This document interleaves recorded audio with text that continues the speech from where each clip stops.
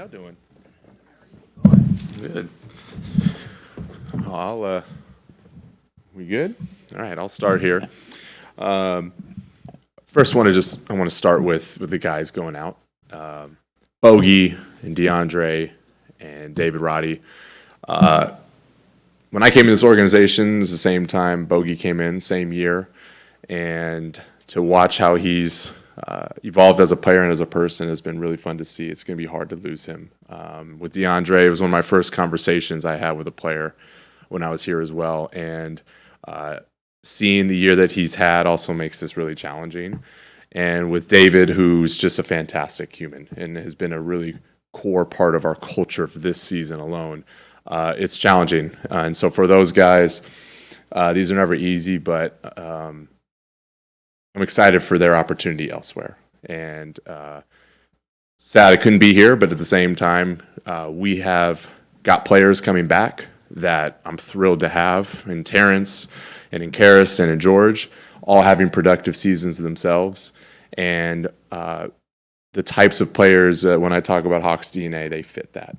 And so to get them here, as well as what I believe are valuable assets for our continued team building, is a part of why we did what we did and why I'm sitting here in front of you today. But want to wish those guys that were here well and nothing but the best, but excited about the guys coming in and the opportunities that we're going to have to continue to build here in Atlanta. So I think with that, I'll open it up to anything you all may have.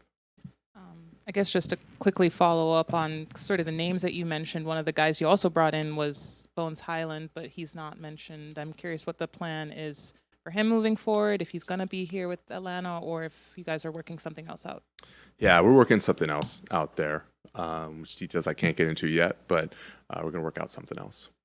And then with DeAndre, he's been a guy that's been in trade rumors for a couple of years, but what about right now made it kind of the right decision and the right time for him to find a new opportunity? Yeah, these decisions are never easy. A lot of times it comes down to discerning not necessarily between good and bad, but good and better. And as I mentioned before, DeAndre is having a very good year.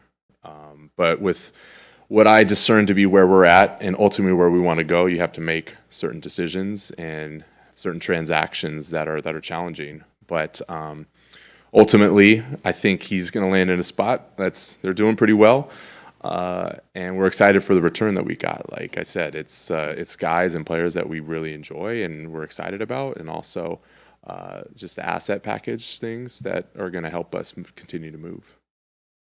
Hey Landry, how much did Jalen's injury a couple weeks ago affect y'all's plans going into yesterday, if at all?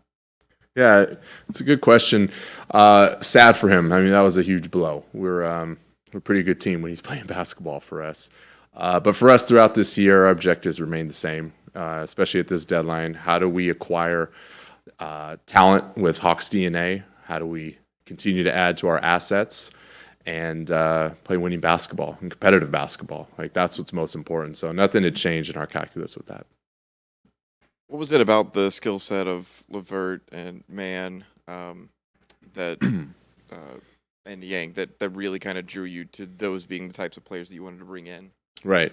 So all three of them, veteran guys, not like terribly old, but they've been on some teams here and they've shown that they're real NBA players in this league. And I think with Terrence, just the versatility that he has on both sides of the ball.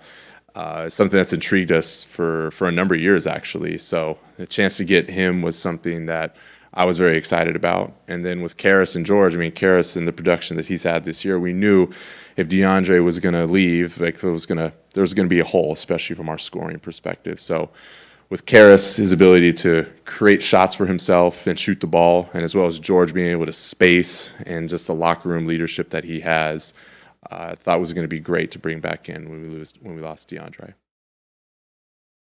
Clint's been away from the team for a week plus now. First with back, now personal reasons. I know personal reasons are a different thing, but do you expect him back soon, and will he be rejoining you to play in a Hawks uniform? I do, yes. We had some conversations with him going into the deadline and with a number of teams, but ultimately felt that the value of him being here far outweighed anything that we were looking at coming in. Landry, Bogey had a really strong season last year, but this year he didn't seem to ever really be able to get going. Was there something you can sort of pinpoint to that, or was it just one of those things as well that after he's been here for this long, it was just time for a fresh start for him and for the Hawks?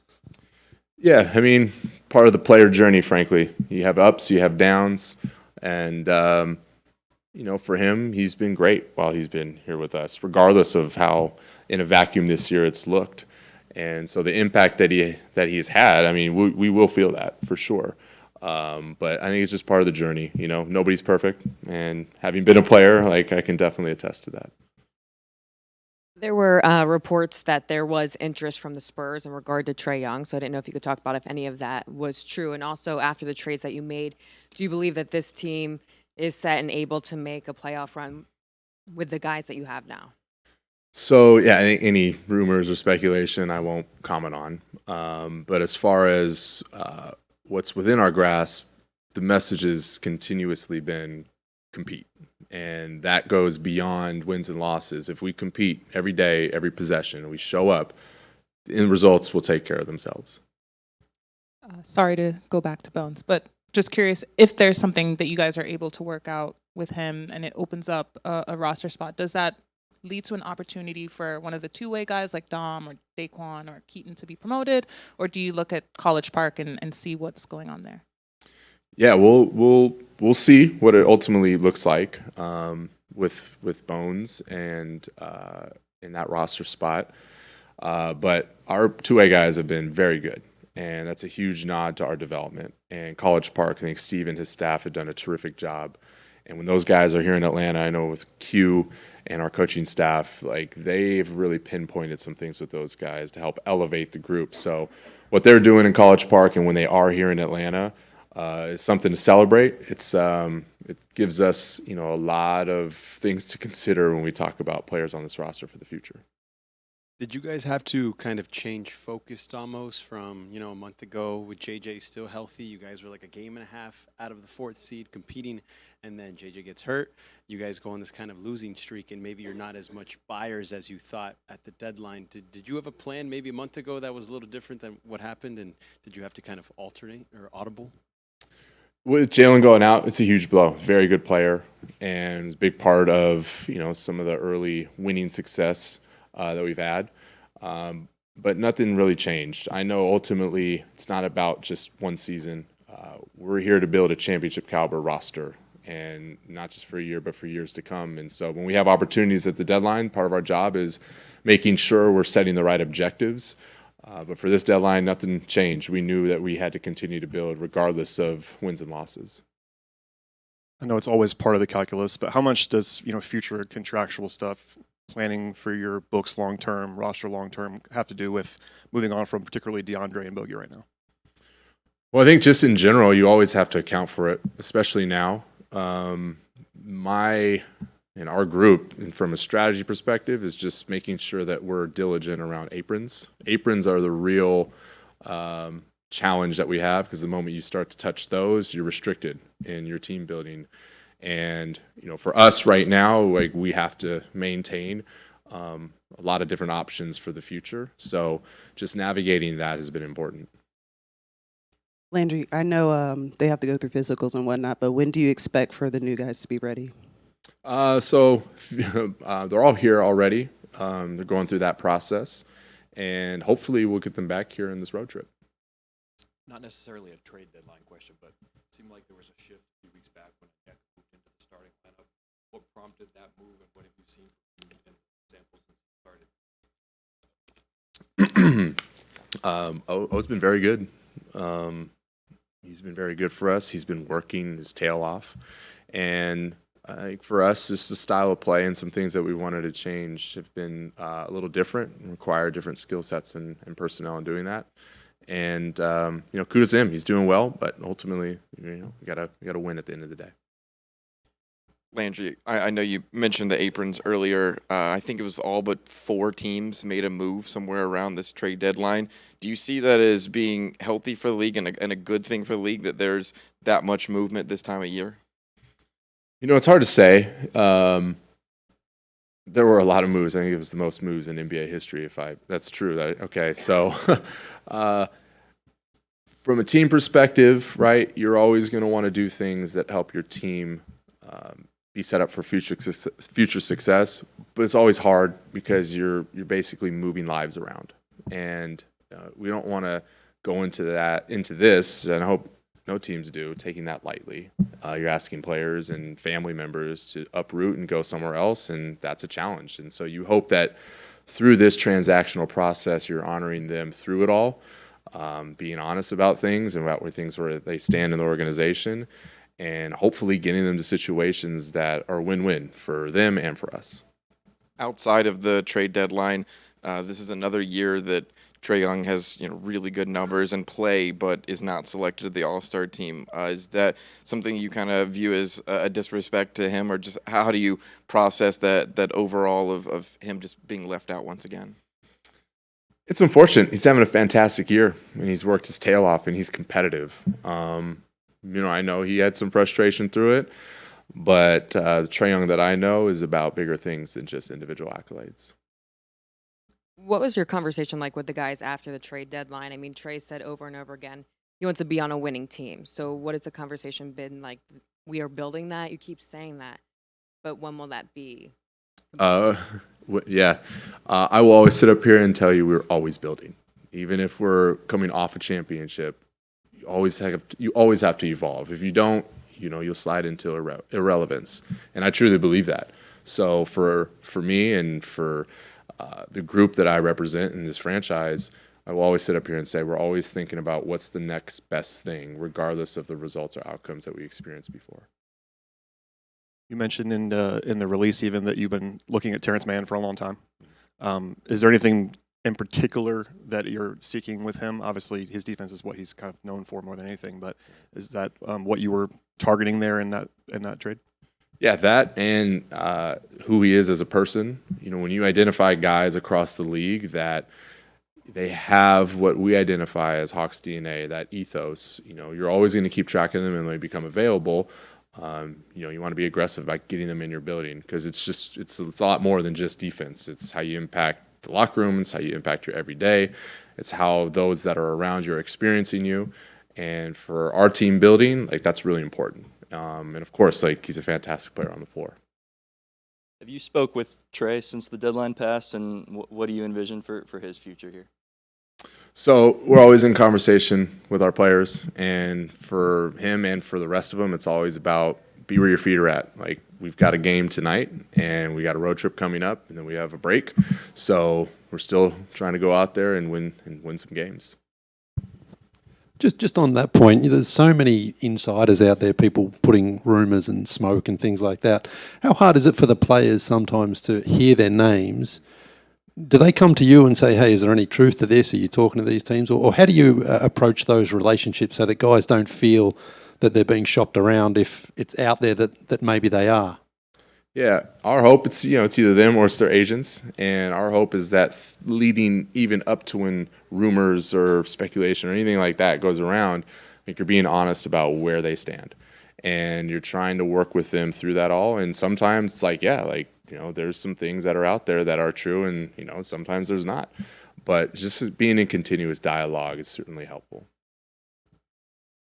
Is there a player on the current roster you think might benefit more than other players with these transactions, whether it's a change in role, whether it's more minutes, that kind of thing? I think for us, whenever you bring in anybody new, immediately the environment changes, regardless of who they are. And that's really important for team chemistry. So who these players that we're bringing in are in terms of their character, how they approach their work, what do they do when they're under pressure, that is really important for whoever is currently there, especially young guys. Young guys need to see what is possible whenever there is an unbelievable amount of pressure. And I think when we're looking at different players, that's always in our calculus about the human side of it. So I think everyone's going to benefit, frankly. I think that with the guys that we're bringing in, like, they embody a lot of the character elements that we like.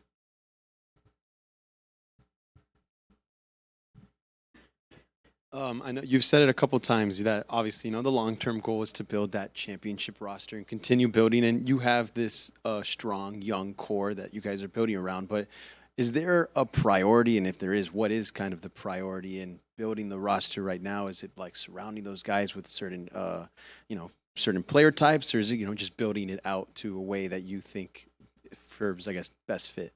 Yeah. Well, I don't want there to be a mistake about it. We want to go into every game with the intent to win basketball. And, for young guys, they're going to have ups and downs, just the nature of being young. And as they're developing and as they're growing in their skill set, it's always about surrounding them with good vets and with good basketball, frankly. Right? They need to grow up in a competitive environment. And, at the end of the day, although we do have a really good young core, it's not just about them. It's never just about one player or two or three or four. It's about building a team that complements each other and everyone knows and embraces and accepts their role, with the ultimate goal of every game winning that basketball game.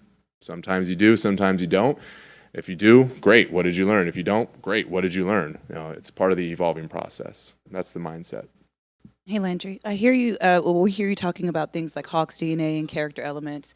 I can guess why you would want to bring in people of that caliber, but in your words, why is that so important to bring in those kind of people into this specific organization?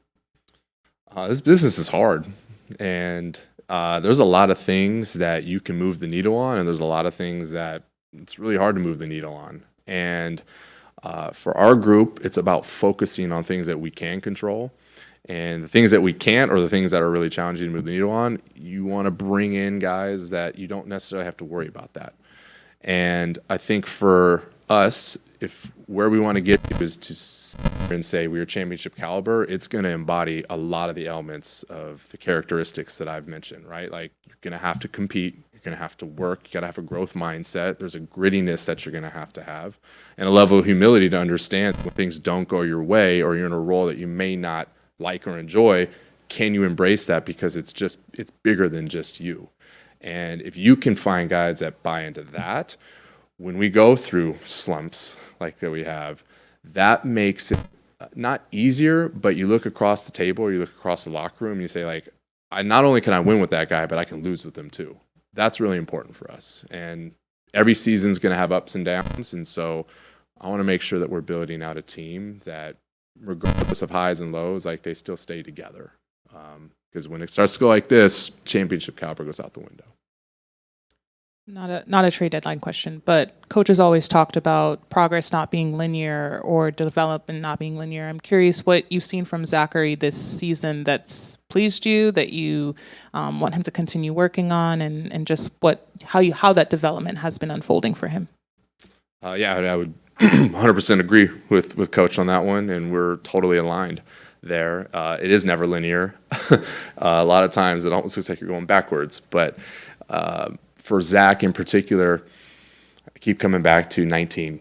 And maybe I'm biased, but my 19-year-old self couldn't do the things that he could do or handle the things that I'm watching him handle at this stage and being a number one overall pick. And so watching how he's grown throughout this season, it's less about, like, oh, did you look great in the box score? And more about, hey, you didn't shoot it well. What's your response? I'm more interested in that, because if you can get that right at his age, imagine him at 21, 22, 23, or when he's entering in his prime of 25, 26. I'm after that, and that's where the excitement lies. So kind of goes back into the previous question, right? Like, you take care of that stuff up front, the back end looks really fun. Landry, just on that point as well, Dyson Daniels has had a breakout season at both ends, but most notably on the defensive end. When you made that trade, to where you are now with him, I mean, did you imagine he was going to have this much of an impact on both ends of the floor? Well, you're always hopeful. You never know when it occurs and when players just blossom, but you're always hopeful. But what he's doing are things that you can identify in others only so far, right? Because context matters. And with Dyson and how he's grown throughout this season, I mean, it's really fun to watch. But if you see him on the day and you watch how he approaches his craft, he loves his craft. Like, and I say that all the time. Like, Hawks players and staff members, like, we love our craft.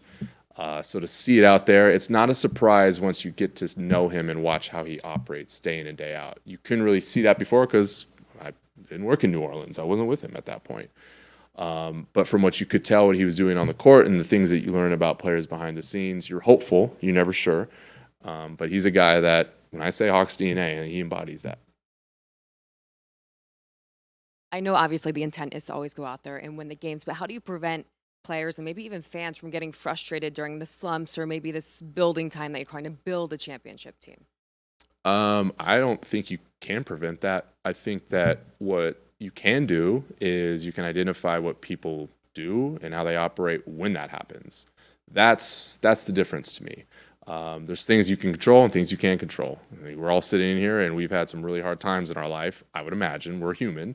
But what did you learn in that particular period of time? How did you become more of who you are? And ultimately, how did that set you up for when you're going to do it again? Because it will happen again. It's the reality we live in. What's your response? So character to me is about who you are under pressure. And that's pressure. When there's frustration, I want to know what you're going to do in that moment. And it's okay. Like, you can be emotional. I expect that because you care. All of our guys care. We're not robots. And so to prevent frustration or to prevent that, I don't necessarily think you can. I think that you can help change minds and help guys and anyone see that, yeah, it sucks. At the same time, like, what are you learning? And I'm going to partner with you through that. That's our way. Like, let's do this together. Let's win together. Let's lose together. Let's continue to move towards our ultimate goal of being really freaking good.